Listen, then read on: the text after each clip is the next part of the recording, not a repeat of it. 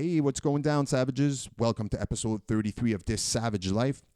I am your host, Stéphane Paulin, and on this episode, it's part 2 of my conversation with Justin Newhook. A couple Saturdays ago, I had a great conversation with Justin. It went on for about 2 hours and thought it was a bit too long for one episode, so I decided to release it in 2 parts. Part 1 is available on episode 32. Check it out if you haven't done so. This is part 2 of our conversation. We get into how we got into the business of professional wrestling. It's about 50 minutes. If you listen to the first part of our conversation and enjoyed it, and I know you're going to enjoy this second part of our conversation. I really appreciate everybody that already subscribed to This Savage Life. If you haven't done so, please go ahead. This Savage Life is available on Apple Podcasts, Google Play, Stitcher, Spotify, and YouTube. My YouTube channel is Savage Paulson, so go ahead and go check it out and subscribe to Savage Paulson. I release all my podcasts on my YouTube channel. Is it channel or page, whatever? Doesn't matter. You know where to go. Guys, I really hope everything is going well during this COVID-19.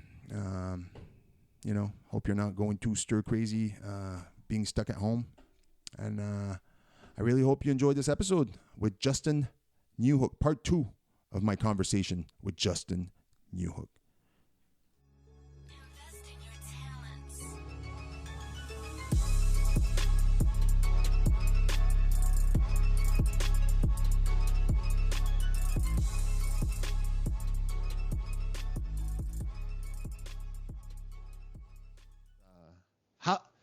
How did you go from the military to pro wrestling? Was it always something you wanted to do, or is it something that somebody showed you or made you discover?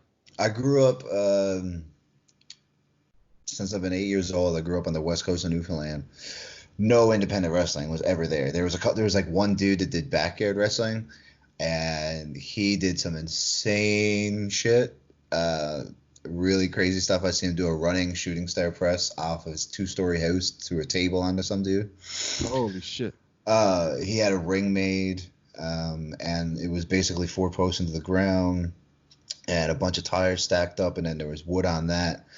And the city came and shut it down because it was an environmental hazard because there was like a lot of tires underneath the ring, right? So that was their way of being able to shut it down. They just did a lot of wrestling like in random places, which is like, I'm glad I never got into that. I definitely wasn't the type of kid to get into like the stuff they were doing because they were doing a lot of hardcore shit. This was like at the peak of ECW and everything like that. So it's just insanity. One dude, they had a burning tables match or a ladder match, and then the table caught on fire. He fell off the ladder into the table, but he went face first, so he had to wear like a bandage like all over his face for a couple months to going to school. You know what I mean? Like, oh my God. Yeah, just like shit that I'm glad I never got into. But so, yeah, I seen like 2 independent shows come through Corner Brook in my entire time there. So I never knew about actual independent wrestling until I was about 25. Like, I'd never been to independent. I knew there was like, I knew it existed. Yeah. But I never went out and like, I never knew any company's name. You tell me, all I knew was WWE, WCW, ECW, and then there was like TNA, Impact, that type of thing. Never New Japan. I knew New Japan, but like as for independence, never knew anything about it. And then I met a guy named Sean Ritchie. He was an officer in the Navy, and we just got to being friends because one day he was walking by, and I was talking wrestling with somebody, and it was just a random like something about CM Punk because I'm a huge CM Punk mark. I don't care what anybody fucking says. But it was something about him, and he just stopped in his tracks. And officers and NCMs aren't really supposed to be friends. And he was an officer, and I'm an NCM, so I'm just a junior rank guy. And he just stopped, and he's like, "You a wrestling fan?" I was like, "Yeah." So we just got to talking, and then that's all we talked about. While we're over on deployment, he would get his friends to put the pay-per-view on a USB stick and get it and mail it to the ship or whatever. So then we could sit down and watch wrestling when we hit port. he would come into the ops room in the middle of the night and we talk wrestling. And my bosses can't tell him to get out because he's an officer. Holy shit. So you could see that they're getting angry, but they can't tell because we're not doing anything at the moment. If we were in the middle of training or exercise or something like that, then yeah, sure. We're obviously he's not going to be there. It was in the middle of the night. We're just doing our sales. So he just comes in and we start talking wrestling. So just before we went on deployment, we went to one show. It was this small little show. It's called Twin City Wrestling, and it was cool. Like I liked it. It was fine. Like, it was my first experience with good up close wrestling. It's like, oh, this is because I've seen 2 WWE shows like house shows. Yeah. In St. John's and Newfoundland. So that was cool, but it was far away. You know what I mean? Yeah. I was up in the nosebleeds. Even like in a tiny arena, I was still far away, so I didn't get the environment. And I was sitting like front row because it wasn't hard to get front row at this show. So I was sitting front row, and there's guys that came out and had good matches. I was sitting there like, I could probably do this. Like, not that I was in good physical shape then, but I was just like, this is entertaining. I can be an entertainer. And then I went on deployment. We came back and we seen a Wrestle Center show. And at the time, it was the first show.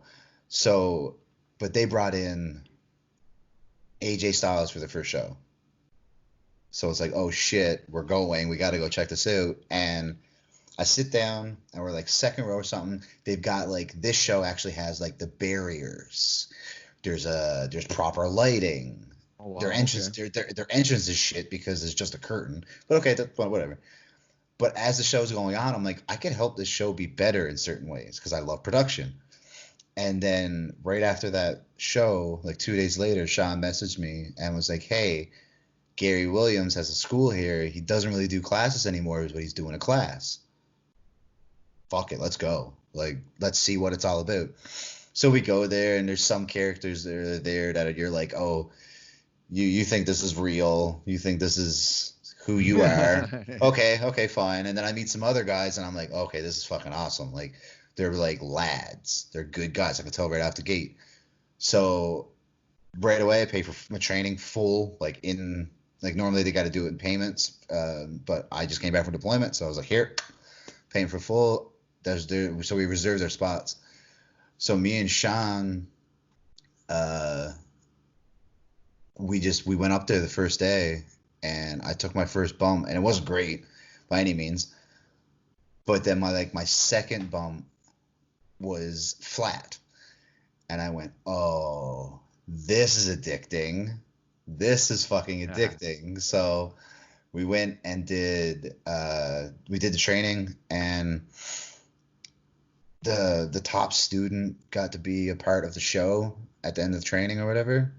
And I remember Sean had to go on a sale, so he had to drop out of training. And as he hugged me, he's like, "This is yours to lose now." And I was like, "Okay," because like there were certain people in my class that were physically gifted. Fucking amazing. One guy had an amazing body. He was a bodybuilder, but there was no athleticism to him whatsoever. He used to bump, and you know when the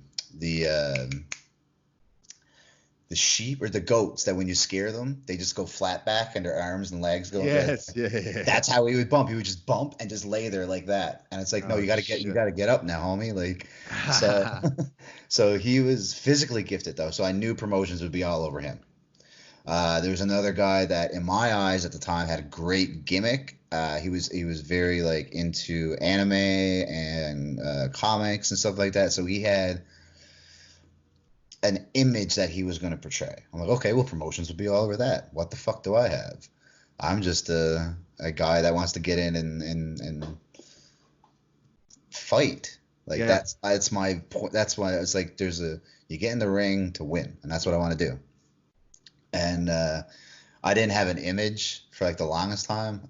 My first like 3 matches, I was a guy named Grayson King. That was a name I came up with. I know it's completely off track about how I did go with Navy and into wrestling. Well, I guess not. No, go. Keep going.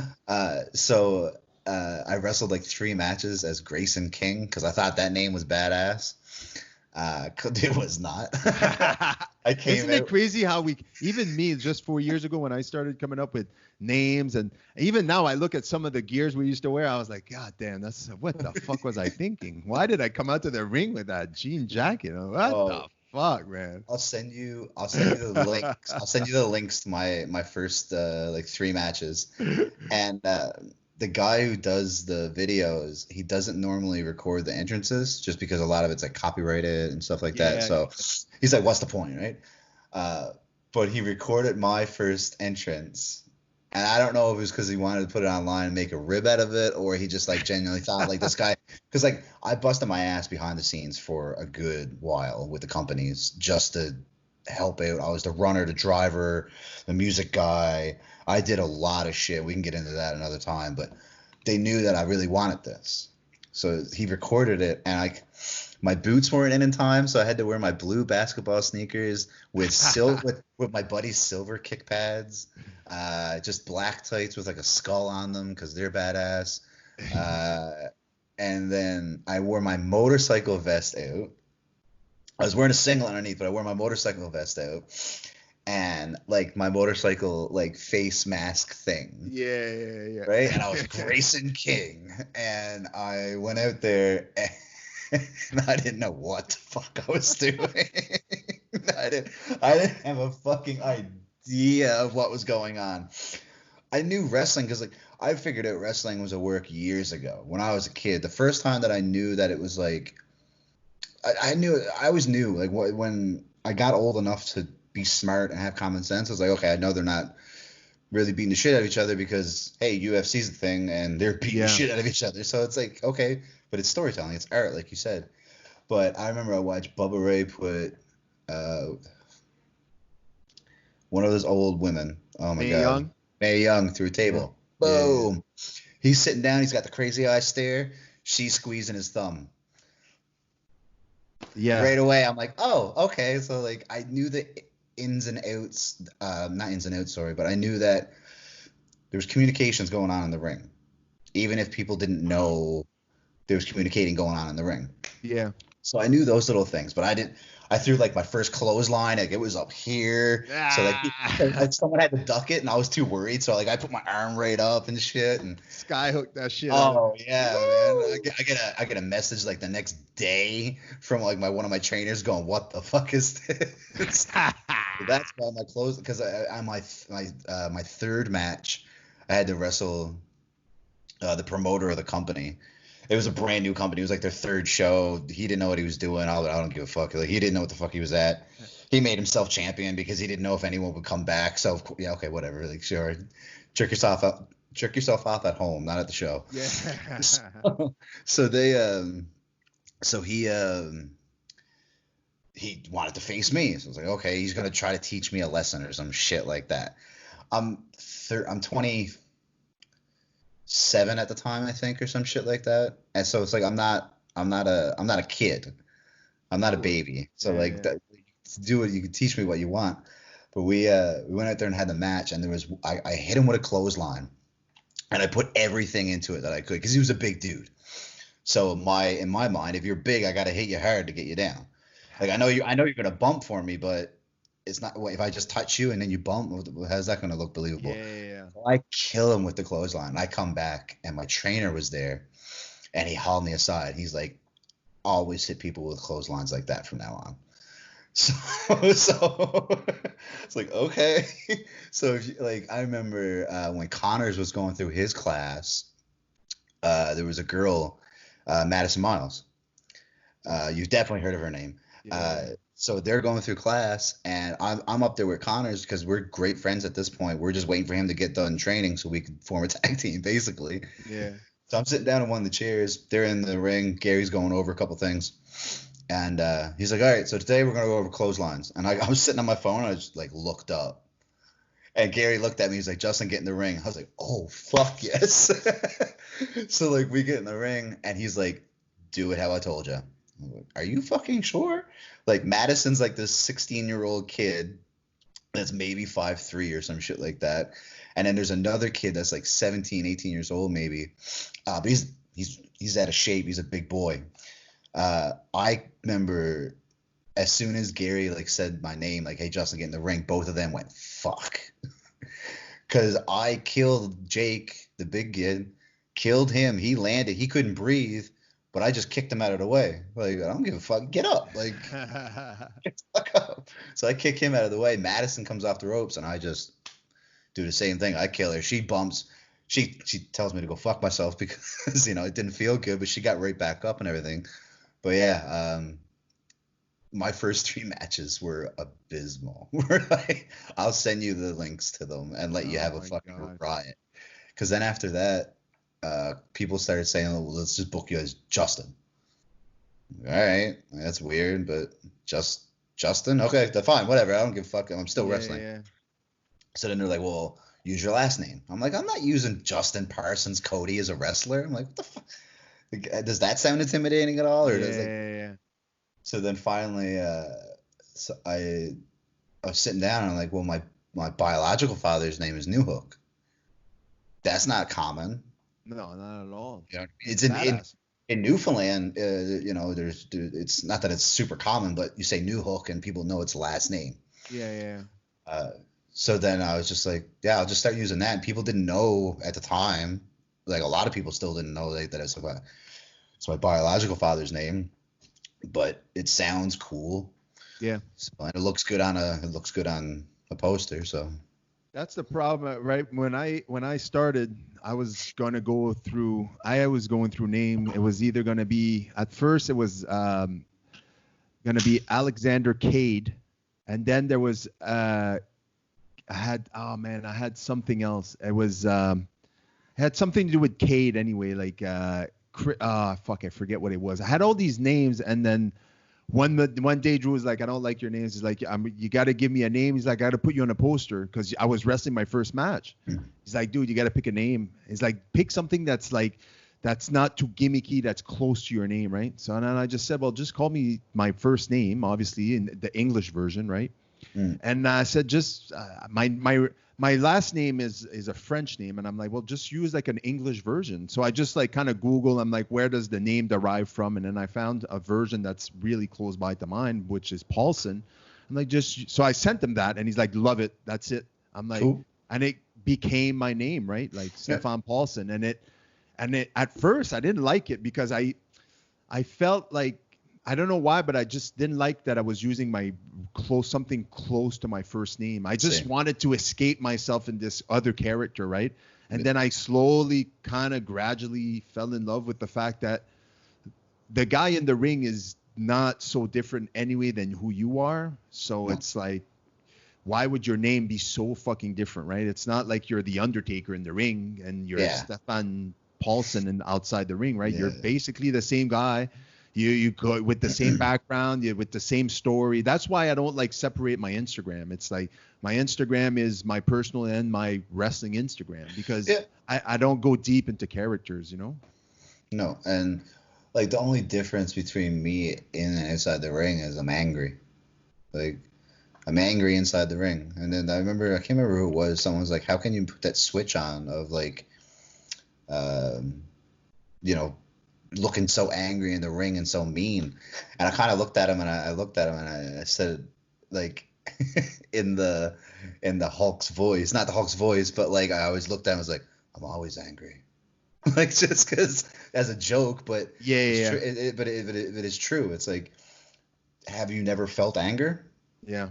To someone that goes, oh, how can you like try to be, or not try, but how can you look angry in the ring? I'm like, dude, have you never been angry in your life? Have you never gone through something that's pissed you off? Just use it. I feel like sometimes it's not about turning whatever on with the way you see me in the ring, like that intensity that I also portray like anger, but it's mostly intensity. Like I fight with a chip on my shoulder. Like I got something, not necessarily something to prove, but I want, it's like I'll fight tooth and nail against anybody, any size, anywhere, any place. And it's not necessarily about turning it on. It's about turning it off when I'm not in the ring. Yeah. Right? It's like the guy you see in the ring, that's really who I want to be in life every fucking day, right? But I can't be that guy. I can't just go around and kill people, and just lose it on people, right? Yeah. So I kind of turn it off when I'm when I'm in society. But when I'm in that ring, that's really who like that intense motherfucker that'll never back down from anybody. And I'm like, yeah, you can kill me, but I'm going to go down fighting, right? It's that fighting spirit. Do you know how excited I was when Drew told me, he's like, yeah, we're going to put you in singles matches. And not and not because I like doing singles matches. I don't. I did one recently with Dylan Davis. And I feel like I really shit the bed on it because I'm so used to in tag team matches to reach for counters or we're working together to be assholes, and it's so much easier, and I love it. You feed off each other, right? Yeah. So I was facing him, and physically I'm happy, like we did our shit, but I was really quiet, and I wasn't like, he was really ramping up the crowd as a good guy, but I wasn't doing much as a heel besides beating him down. So I felt like I let him down on that. But when he said we were going to be in singles match, because he said the plan was we were going to face you guys in a tag team match. It was going to be a double DQ because all of us got pissed off at each other. And then there was going to be singles matches. And right away I knew where it was going because, like, why would you put me with Moose? Yeah. Like, you know what I mean? Like, Connors and Moose, that would be a great match. But I was just like, me and Steph would beat the fuck out of each other. Dude. Like, we're going and, like, we were going to leave sore. And I knew that was going to be the match we were going to have. And there wasn't going to be any need to be, like, super over the top face for you, because that's not who you are anyways. No, not at all. But it was just literally going to be like, all right, I'm going to beat you more than you're going to beat me. And that was going to be our mentalities. I knew it. I fucking knew it. You can ask Emily. I was excited. I was so pumped. And then, unfortunately, all this happened. But then before that, you had your concussion. Yeah. But as soon as it happened, someone's like, Steph got, like, knocked out. I still haven't seen the footage, but someone told me how it went, and I was glad I didn't see it, because, like, most times I'll watch the matches, but for some reason I wasn't watching that one. Yeah. And, I haven't watched the footage yet. I can't. I wouldn't either. I don't blame you. So when it happened, my first thought was, okay, is he okay? So I seen you come up and walk and sit down. Okay, he's walking on his own power, but I could see in his eyes that he's not there right now. So when that set in, I was like, okay, hopefully he gets better soon. But then the second thought was, we're not going to have a fucking match now. Not, at least not for a while. And like I said, I knew we were going to, like, beat the fuck out of each other in a good way. I was looking forward to this feud for so fucking long. Ever since we won the titles last year, I knew that it was like it was the only path. It was us versus Sabotage. And I was like, fuck, man, I'm excited for this to start. And when that was all taken away, man, I was so sad. And I had the same thing going on in a different promotion than where I wrestled in singles. And I was shooting with Pat Gannett, and we went to war, me and him, like, in a match. And fuck, man, I was looking forward to that match because it was supposed to be me and him at the year-end show for that promotion, right? So they put on, like, it's called Challenge Mania in NCW, and it was going to be me versus him most likely, and I was looking forward to that match big time, like, as much as you guys. And it was like, when I got injured, those two matches came into my head, and I'm like, fuck, hopefully, the opportunity will be given to me again, Yeah. But it's like, fuck, man. And then the fucking whole coronavirus. It's funny because I haven't missed any bookings. I canceled all my bookings when I got injured, but all the bookings I had all ended up being canceled. Yeah. So I might come out of this and not even have missed any fucking bookings. No, it all depends how long this fucking thing lasts, right? Yeah. It's sad. Like we were talking earlier, like, you don't allow yourself to go certain places because it just, like, at first you didn't allow yourself to even think about wrestling because it was such a big part of your life, right? Like, when I got injured this time around, like I said, like, this is my 4th documented concussion, not to mention the ones that we know. Yeah. It's like, for a long time, I was questioning, like, am I willing to go back to it, even though I'm okay, and to take the chance for it to happen again? And I know that the next time this happens is just going to be worse than this time around, you know? Yeah. So it's like, but then I think about having matches with you guys, and all the fucking, just the physicality of the type of matches that I end up wrestling with a lot of my opponents now. It's like, when I get an opponent that's in that ring and that's game to go as hard as I am, oh my God, I salivate at it. You know what I mean? Like, there's so many guys in the business that I see that I'm like, I would love to wrestle that guy. I would love to wrestle that guy. And it's never the guys that are on top or the guys that are like superstars. It's always that fucking guy that I know goes hard in that ring, and that's willing to put everything on the line and to make it look as fucking real as possible. Because I realized early on in pro wrestling that the one of the things that I hated about pro wrestling is when I watched a match and I could tell that it wasn't real, even though I knew it wasn't real, that I was never able to escape and really like forget that it's choreographed or whatever you want to call it. Yeah. Like, when I saw matches that were hard hitting, and that's why when I started watching indie wrestling and I started watching these guys on NXT instead of what I was seeing on WWE and then New Japan and ROH, I was like, oh, wait a minute. These are not matches like I see on Raw or SmackDown. Yeah. These guys are fucking killing each other. Oh, I can get into this, right? Yeah. And that's why and plus I got a background in martial arts. Like, why wouldn't I feed off that story, right? Why wouldn't I feed off that experience? It's like like when you were talking about when you were trying to discover your character, it's just like you just want to fight, right? It's like you don't necessarily need a character. Like, I don't have to come out with a fucking superhero character. You know what I'm aiming to do every time I step through those ropes. I'm looking to hit somebody as hard as I can, and I'm going to be taking shots too, but that's what I'm willing to do, right? And guys like you are the same way, and it's fucking entertaining as fuck, man. That's my point of view anyway. That's my opinion, but yeah, I'd rather watch these matches than these fucking flippity flops all over the place sometimes, you know? I like to see, the thing is I like working with some guys that are flippy floppy, because I'm a good base. I'm 6'2", 240 pounds, 250 pounds. That, like, I love working with the Wonder Boys.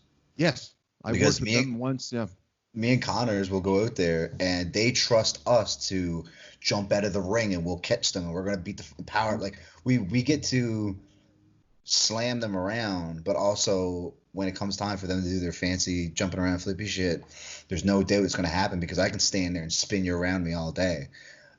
When it's two people that are just doing like I seen a highlight video of a triple threat down in Mexico. I wouldn't know who the fuck they were, but it was on an Instagram account, and it was a good, like, it was one of those IGTV videos. It wasn't a minute long clip. Like, you had to click on it. It was like a 2-minute long clip of highlights. And it's constantly like jumping off the top rope, Rana, jumping off the top rope to the outside, jumping, all this crazy shit. And it's like, why? How is that a story of fighting? Don't get me wrong. There's certain matches of, like, who was it, Will Ospreay and Ricochet, that was mind blowing to watch, because the being able to do what they did, not a lot of people can do that. Yeah, of course. Yeah, that's one thing. But when it comes to like, if that was me in the ring and you tried to do like a back handspring, so I'm just gonna hit you. I'm just hitting you. Like, why would I let you do that to me? You know what I mean? Yeah. So, I see a lot of that in those matches sometimes. Like, I have nothing against working someone that style. I love it. And you know what? Like, I love doing a few shit. Like, doing suicide dives and shit like this. I love that shit because it fits into my character, right? But I won't be doing a fucking 450 splash. Number one, I can't do it, and I'm not gonna learn to do it. It's not something that I have any interest in learning. But I'll let you hit it on me all day long. I have no problem with that, and I'll make you hold your hand while you're doing your thing. I don't care. You've worked with Timeless? They're young kids there. I forget what their name is. No, I've been on the same show as them once, but I haven't worked them, I don't believe. They work a similar style than the Wonder Boys, right? Yeah. Like very high, very flashy. And we've worked with them a few times, love it. And they, they do their flips, their flops, and all that stuff, and I love it, And we get to make matches, like, because I think it clashes the different styles, right? Like, as much as our styles are very similar, the Sabotage and the Night Train, it puts together great matches because we're very similar and very hard hitting, and it's like hard nosed, right? But then you match up against some team that are completely opposite than you, and you can make magic with them too. Yeah. I have no problem with that. For me, it's more when I sit down and watch it as a fan, and then I watch and I go like, well, you guys are just waiting for the one to finish his flip so you can go in and hitting the rope. There's no storytelling. You guys are just trying to outdo each other on the flip side, and people love that, and I love seeing it like visually. It's like, wow, that's amazing. And sometimes I go, fuck, man, I wish I could do that fucking shit, but I can't. And then you go like, but where are you trying to win in this match right now? Yeah. How are you trying to pin your opponent right now? Yeah. You're not, because you're going from one spot which you landed going into another spot. Where's the pin attempt? Where's you trying to win, right? And that's just my mentality when I watch wrestling. And but yeah, man. I like it when I don't do it often. I make sure it's with people that I know are gonna catch me and that are strong enough to do it. But I love it when I bust out. Like, I'll do a suicide dive, and they're like, why? They're like, why? Because like I'm normally the bigger one in the match, and they're like, well, what? And I'm like, because no one's gonna fucking expect it. Yeah. No one's gonna expect that I'm gonna go do it. But I always make sure that there's like two people there to catch me, because if not, I know I'm gonna fucking go right through them. Like, if it was just one person, like I'm going right through them, because I don't go slow. Like I'm coming at you. But when I got to do the slingshot splash at the outside against Drew and Marston at Montreal Mayhem, we were like, everything, they all got to the outside and I was still inside, and I went, well, how am I gonna do it? Because like the rails were way too close to suicide dive. Yeah. So I was like, okay, Drew, what if I slingshot splash all you guys? And he just looked at me. He's like, you could do that? I was like, oh yeah, don't worry, like, I got this. That's easy. He's like, all right, let's do it. And there's like that picture of me coming off, and I'm just like mid-air, like going at them. And I just love it because, like I said, it's 6'2", 240 pounds. And there's guys that are half my size that won't do it, that can't do it. And I've seen guys half your size that don't move fast like you do. Like, and I was in the ring with you, man. You guys move. Obviously, you guys are athletic and stuff, and you move fast. And I had seen you and I watched you, and that's why I was interested in working with you, because I like to work like I don't like, look, I'll take my time and sell and all that in between stuff. Yeah. But like, I like to, it has to be hard hitting. And in my opinion, sometimes it either be hard hitting, like you got to be going fast. You got to be able to move fast. Because if you're hard hitting and slow, sometimes it makes you look like there's some sort, like if you run the ropes, me and you, and we catch each other with a double clothesline, like shit's going to hit the ropes. Like it's not just going to be a funk and we're going to take a flat back. It's going to be like hard hitting. You're going to hear the impact, and then you're going to hear the bump. It's not just going to be the bump. And there's just, I don't know, man. There's something about like working with people like that just, it puts goosebumps on my thing, it gives me goosebumps because I could see the end product sometimes, right? That's why I like doing also a suicide dive, because a lot of people don't expect it. Yeah. Like I'll just switch it up and then I'll fake it a lot of the times. That's why. Like I'll fake it and the guy will get out of the way and then I'll just roll out of the ring. But once in a while, I'll go through those ropes I won't let anybody catch me. No. Number one, I'm 200 pounds. I'm not 300, but I don't come out you slow. Like I'm going full pin, and you better be ready to catch me, or you're gonna hit the you're gonna hit the rails in the back, and it's gonna hurt, right? So I watch who I do it with, but man, it's just something that I enjoy so much. Because sometimes you gotta let yourself be so free to do something so beautiful in some sort of crazy way, right? Fuck, I remember the first time I did a flying elbow from the third rope, and I remember Drew just said, how about you do like the Macho Man elbow from the top? I'm like, oh yeah, I could do that. I fucking went on that top rope, and I'm like, oh, I don't have a choice to come down here. I'm like, well, see you later. And I jump, and I'm like, oh my God. But the whole time, I'm like, I just wanted it to look good on video and picture. And then when I saw that it didn't, I'm like, well, now I have to correct it. So I kept landing it and landing it and landing it. You know who did a beautiful elbow? Connors. Really? Connors. I remember we were going through training, and there was a move that we did, and I do a walking, like grab the guy for a suplex, so my back is to the corner, tag Connors, or he tagged me as I'm bringing the guy for a suplex. I do a walking suplex to the center, put the guy down, okay, and Connors would do the elbow drop. And I remember I was like, okay, I'll do a walking suplex, but what are you gonna do, like, from the top rope? And he's like, I'll do an elbow. I was like, oh, what? I was like, because actually I said you could probably like jump in super quick and just hit something really quick. He's like, no, I want to jump from the top rope. And I just look at him and I'm like, are you fucking kidding me right now? Like, what are you gonna do? He's like, elbow drop. I said, this is your idea, not mine.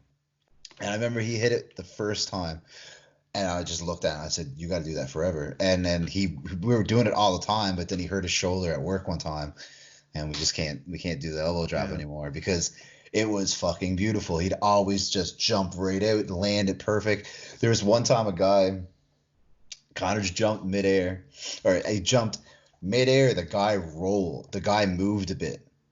So Connors came down with the elbow right on his eye socket. Just, Jesus Christ. But it wasn't Connor's fault. He can't change position in the middle of the air. Yeah, once you're airborne, fuck it, you're done. Yeah, you gotta go. So he moved, and I remember we got out back, and the guy tried like reaming us or whatever for a second, and we're like, no, you fucking moved, man. Yeah.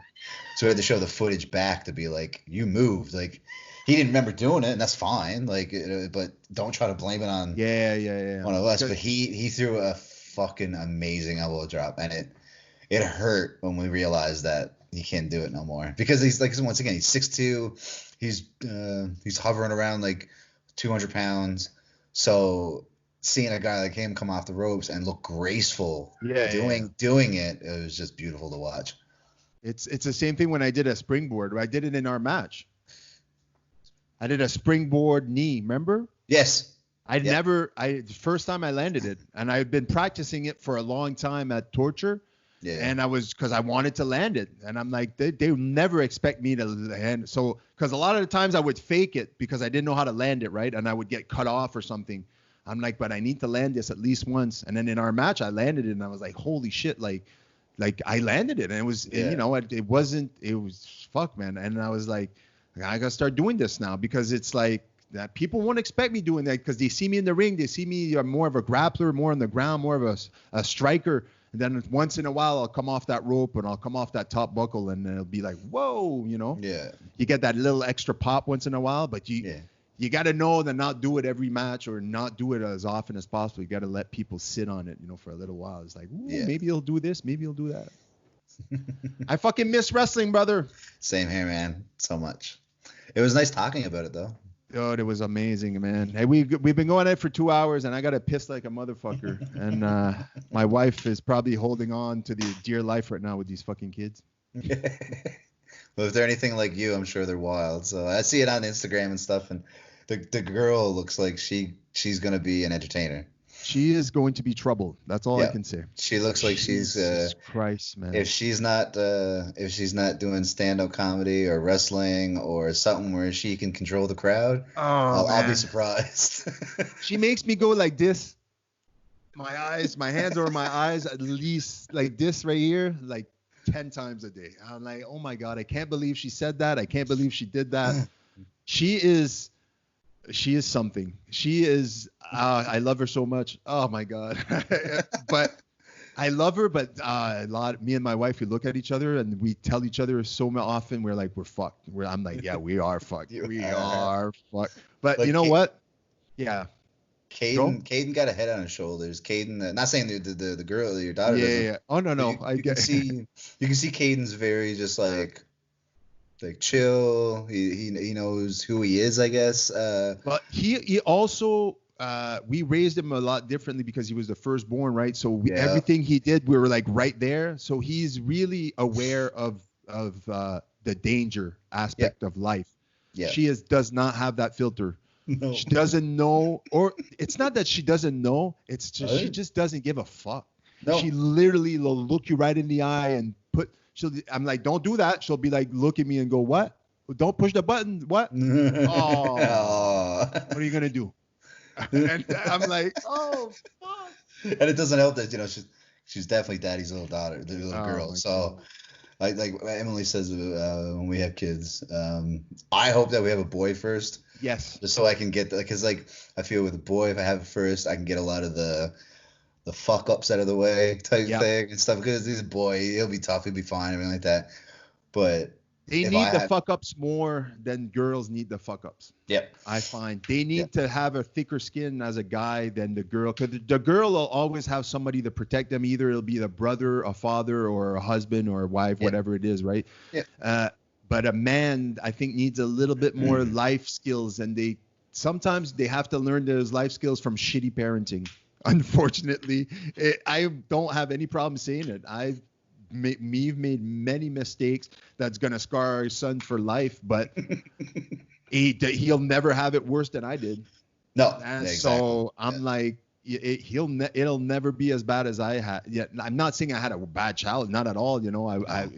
But single parent, no dad around, like no, I love you every night, 10 times a day, like none of that, right? It was completely different. And just for that, my son is completely different. My kids are completely different than what I am, but they have so much of my DNA in them that sometimes it's fucking scary, because it's like they do and react the exact same way that I did when I was a kid and how I still react today. And that's where you kind of have to go pump the brakes here a little bit, and then kind of like, but I let them be free. I let them be who they are. I don't try to mold them in anything. I don't, Caden says he wants to be a pro wrestler, obviously, because I'm a pro wrestler. But later on in life, if it's not something he thinks he wants to pursue, I'll never be like, you like try it out, try it out. It's going to be like, be happy with whatever you want to do in life. Just realize that you got to have to work hard for the shit that you really want to do. And like, don't be shackled by all this society bullshit. Like, just be and do whatever the fuck you want to do. It doesn't matter if you don't make a lot of money. If you can make enough money to live and support yourself and your family, that's all that's fucking important, as long as you're happy. I never want my kids to grow up and forced to be feel like they're forced to do something that they don't want to do just because they need to fit into a certain mold. It's not my interest, right? But yeah, our daughter is she's gonna be an interesting I call it an experiment. It's like it's interesting. My wife says it's karma, but you see, my wife calls me a whore. She says you were a whore when you were younger, and I kind of was. I didn't have girlfriends when I was younger. I didn't want to. I wanted to be free, so I would date a lot. Yeah. And my wife knows that, right? She's like, this is karma right now. She's like, that little girl is gonna be exactly like you are, but she's gonna be a girl version of you. And that's because life right now is teaching you a fucking lesson. And I'm like, shut up. She's like, I'm right. I'm like, you are, but you don't have to rub it in. We don't have to admit you're right. But that's But Ed, man, it's obviously you talk about having kids, right? You plan on having kids one day, right? Yeah. It's something you guys want to do. Yeah. It's something. It's so messed up, man, because that moment that it happens, that you become a parent, that's a lot of emotions you never thought you'd be able to feel for someone else. It's weird. It's weird because you're drawn to that from the first second. You're drawn to that feeling, that love, and you realize you thought you loved someone, but until when you first meet your kids, you're like, oh shit, like this is something completely different. I've heard that. I've got a couple of really close friends. They have kids now, and they say the same thing. They're just like, it's not something you can explain, but imagine just feelings you've never felt before, just kind of rushing in, and they take control. I'm like, oh, okay, well, I get it, but I don't understand. Like, I've never done it, but like, I can't wait for that time when it happens for sure. It's a challenge to learn how to deal with these emotions and not have them lead you, because when you fucking love something like you love a kid, you can let that love and because you feel like you have to protect them all the time. That's the number one thing as a parent. Like, you always want to be able to protect your kids from anything. Yeah. And I already had that with the people around me. I've always been a person where I if you're my girlfriend, my friend, like I'll take whatever bullshit you're going through just so I don't have to see you go through it. Yeah. I hate it when I see someone that I love, that I'm close to, a friend, a family member, going through something that I can't help with. Yeah. And it burns me inside. And the same thing for your kids, but times 1,000, right? So you always want to be there, but at the same time, you also want to let the leash go because you don't want to coddle them too much, and you got to let them go out and learn their own lessons. Right. And that's the hardest part for me, because I want to teach them everything, but you can't. You have to let them deal with these experiences and learn through the experience of life.